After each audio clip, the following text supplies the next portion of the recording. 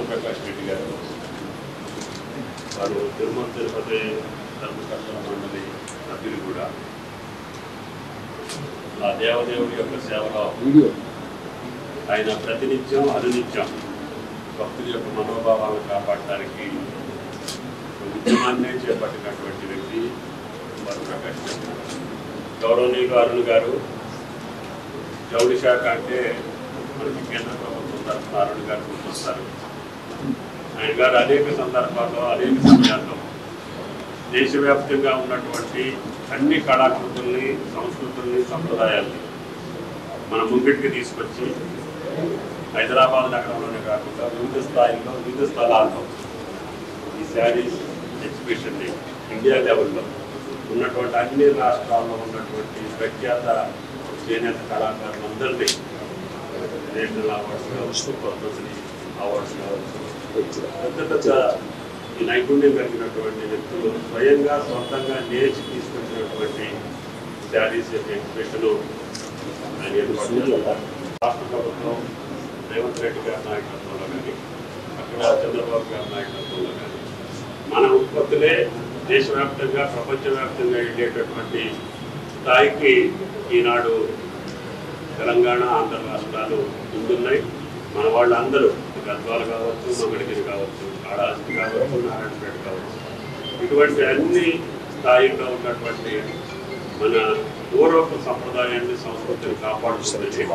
వాళ్ళ జీవన విధానంలో కూడా, జీవనోపాధిలో కూడా ఆదాయాన్ని పెంచేటట్టు ఈ యొక్క ఎగ్జిబిషన్ సహకరించాలని సహకరిస్తున్నారు.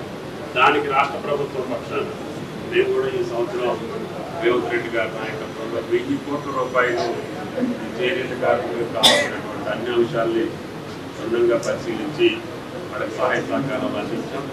ఇక్కడ కూడా మహిళా శక్తి గ్రూపుల్లో ఉన్నటువంటి 65 లక్షల మందికి చేనేత కార్మికులు ద్వారా ఉత్పత్తుల్ని వాళ్ళకి పంచాలని చెప్పి రేపు ఇందిరాగాంధీ జయంతి రోజున ఈ రాష్ట్రంలో 65 లక్షల మంది మహిళలకి ఎవరైతే మహిళా శక్తి గ్రూపుల్లో పనిచేసుకుంటున్నారో వాళ్ళ స్వయం శక్తితోటి వాళ్ళ కుటుంబాలతో పాటు దేశ ఉత్పత్తికి పనిపడుతున్నారో అటువంటి మహిళలకి ఉచితంగా 2 శారీస్ ఇవ్వాలని చెప్పి రాష్ట్ర ప్రభుత్వం యొక్క సంకల్పం. దాన్ని త్వరలోనే ముఖ్యమంత్రి గారి ద్వారా ప్రారంభం చేస్తున్నాం.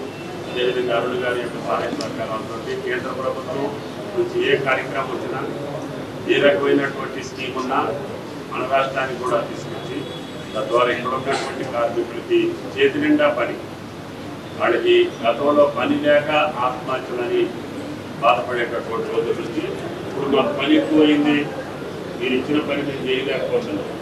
ఈ రాష్ట్రంలో అన్ని ఉత్పత్తులు ప్రభుత్వానికి కావాల్సినటువంటి అన్ని శాఖలకు సంబంధించినటువంటి వస్త్రాలన్నింటినీ కూడా మేము చేనేత సొసైటీ దగ్గర నుంచి కొనాలని చెప్పి ప్రభుత్వం పక్క ఆదేశాలు ఇచ్చాం. ఆ జీవో ప్రకారంగా అన్ని డిపార్ట్మెంట్స్ కూడా చేనేత ఉత్పత్తుల్ని కొనుగోలు చేయడం వలన మన దగ్గర అన్ని జిల్లాల్లో ఉత్పత్తి అయ్యేటటువంటి చేనేత ఉత్పత్తుల్ని అన్ని డిపార్ట్మెంట్స్ ద్వారా కొనుగోలు చేసి వాళ్ళకి అన్నిత్యం చేతిగా పరిగణించకుండా శాస్త్రమైన ధరలకి వాళ్ళ జీవనోపాధి చేసేటటువంటి కార్యక్రమాలు అన్ని చేపట్టాం. కాబట్టి అరుణ్ గారికి ఈరోజు ముఖ్య అతిథిగా చేసినటువంటి రామప్రకాష్ రెడ్డి గారికి, అదేవిధంగా ఏర్పాటు చేసినటువంటి రాజు ఏర్పాటు చేసినటువంటి వివిధ రాష్ట్రాల్లో వచ్చినటువంటి మిత్రులందరికీ, శ్రోతలందరికీ ధన్యవాదాలు.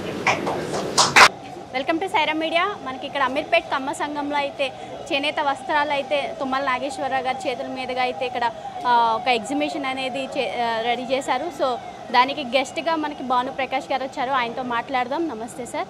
అయితే ఇక్కడ శారీస్ ఎగ్జిబిషన్ అనేది పెట్టారు, మీకు ఎట్లా అనిపిస్తుంది? మీరు కళలకి, కళాకారులకి పుట్టినిల్లు, మెట్టినిల్లు మన దేశం, భారతదేశం. అగ్గిపెట్టెల్లో పట్టేటువంటి చీరను నేర్చినటువంటి నేతన్నలు మన దేశంలో పుట్టి పెరిగారు. ఈరోజు ప్రపంచమంతా భారతదేశం వైపు చూస్తుంది. ఎందుకంటే ఇక్కడ ఉన్నటువంటి కళా వైభవాన్ని ఈరోజు మీరు గమనించినట్లయితే మొత్తం భారతదేశంలో ఉన్నటువంటి కళా నైపుణ్యాన్ని హైదరాబాద్ కమ్మ సంఘానికి తీసుకొచ్చినటువంటి మా టెక్స్టైల్ మినిస్ట్రీకి ప్రత్యేకంగా అభినందనలు తెలియజేసుకుంటున్నా. ప్రతి రాష్ట్రానికి ఒక ప్రత్యేకత ఉంది. వీళ్ళు వెళ్ళి ప్రతి రాష్ట్రంలో వెళ్ళి మహిళలకి ఈ చీరల పట్ల మక్కువ ఎక్కువ ఉంటుంది. ప్రతి రాష్ట్రంలో వెళ్ళి కొనాల్సిన అవసరం లేదా. భారతదేశాన్ని మొత్తం ఇక్కడే హైదరాబాద్ తీసుకుని వచ్చినటువంటి సందర్భంగా నేను లోపల ఎగ్జిబిషన్లో మహిళలతో మాట్లాడితే చాలా బాగుంది కలెక్షను. బయట వెళ్ళేదానికన్నా రేట్లు కూడా చాలా రీజనబుల్గా ఉన్నాయి. ముఖ్యంగా చేనేతల్ని కాపాడుకోవాల్సిన బాధ్యత మనందరి మీద ఉంది. కాబట్టి ఇప్పుడున్నటువంటి పవర్ లూమ్స్ ఉన్నటువంటి కాంపిటీషన్లో చేనేతల్ని ఎంకరేజ్ చేసే దిశగా కేంద్ర ప్రభుత్వం నరేంద్ర మోడీ గారు ప్రతి రాష్ట్రంలో ఇలాంటి ఎగ్జిబిషన్స్ పెడుతున్నారు. వీరికి ఆదరణ కూడా బాగుంది. రాబో రోజుల్లో ఖచ్చితంగా ఇలాంటి ఎగ్జిబిషన్స్ని ఇంకా ముందుకు తీసుకుపోవాలని చెప్పి నేను భావిస్తున్నాను. నమస్తే, వెల్కమ్ టు సైరా మీడియా. మనకి ఇక్కడ అమీర్పేట్ కమ్మ సంఘంలో అయితే చేనేత కార్మికులు ఏవైతే చీరలు ఉంటాయో అవి ఒక ఎగ్జిబిషన్లో పెట్టారు. 24 నుంచి 30వ తారీఖు వరకు ఉంటుంది. సో అయితే ఈ కార్యక్రమానికి గెస్ట్గా విచ్చేసినటువంటి మినిస్ట్రీ ఆఫ్ టెక్స్టైల్స్ సంబంధించిన డైరెక్టర్ మనతో పాటు ఉన్నారు. ఆయనతో మాట్లాడదాం. నమస్తే సార్. అయితే ఇక్కడ కమ్మ సంఘంలో ఏర్పాటు చేసిన ఈ శారీస్ ఎగ్జిబిషన్ గురించి చెప్తారా సార్? ఇది government of India ministry of textiles వారి ప్రోగ్రాము. ఈ ప్రోగ్రాం ముఖ్య ఉద్దేశం ఏంటంటే చేనేత కళాకారులు ఎవరెవరైతే భారతదేశంలో ఉన్నారో మేక్ ఇన్ ఇండియా, స్వదేశీ ఉపయోగించండి అనే ఒక ఉద్దేశంతో ఈ ఉత్పత్తుల్ని మేము ప్రదర్శించడం జరుగుతుంది. గత 10 సంవత్సరాలుగా మినిస్ట్రీ ఆఫ్ టెక్స్టైల్స్ ఈ ప్రోగ్రాం చేపట్టడం జరిగింది. చేనేత కళాకారులకి మార్కెటింగ్ ప్లాట్ఫామ్ కల్పించాలి అండ్ ఉత్పత్తులు కొనుగోలు చేసే కొనుగోలుదారులకి దళారీ వ్యవస్థను నిర్మూలించాలి అని చెప్పి ఒక ముఖ్య సదుద్దేశంతో ఈ ఎగ్జిబిషన్స్ కండక్ట్ చేయడం జరుగుతుంది. ఒక సంవత్సరంలో 6 సార్లు మన తెలంగాణలో హైదరాబాద్లో, తర్వాత ప్రతి జిల్లా కేంద్రంలో సంవత్సరానికి ఒకసారి ఎగ్జిబిషన్ కండక్ట్ చేయడం జరుగుతుంది. ఇది శారీస్ ఆఫ్ ఇండియా ఫెస్టివల్ అని చెప్పి దీని పేరు.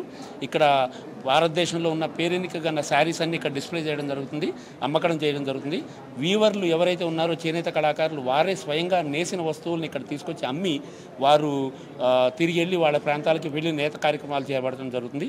అందుకని మిడిల్ మ్యాన్ వ్యవస్థ లేకపోవడం మూలాన మార్కెట్లో ఉన్న ధరలకి దరిదాపు 30 నుంచి 40%, కొన్ని ఉత్పత్తుల మీద 50 నుంచి 60% వరకు డిస్కౌంట్ లభించే అవకాశం ఉంటుంది.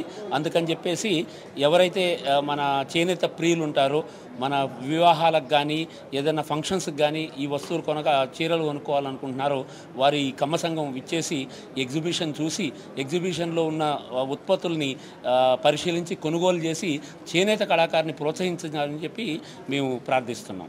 అయితే ఇక్కడ ఏమేమి రకాల చీరలు ఏమేమి ఉంటాయి? బనారస్ చీరలు, ఛత్తీస్గఢ్ చీరలు, వెస్ట్ బెంగాల్ నుంచి జామ్దాని చీరలు, మన ఉప్పాడ చీరలు, మంగళగిరి చీరలు, కశ్మీర్ నుంచి వచ్చిన ఉత్పత్తులు, మహారాష్ట్ర నుంచి వచ్చిన యావత్మల్ చీరలు, పైఠనీ చీరలు, గద్వాల్ చీరలు, టై అండ్ డై చీరలు, అన్ని రకాల చీరలు. ఇప్పుడు భారతదేశంలో దరిదాపు పేరెన్నిక గన్నవి ఒక 30 నుంచి 40 రకాల చీరలు ఉంటాయి. అవన్నీ ఇక్కడ మనకి అవైలబుల్గా ఉన్నాయి. అయితే ఇక్కడ చాలా స్టాల్స్ ఉన్నాయి. ఎక్కడెక్కడి నుంచి వచ్చి పెట్టారు?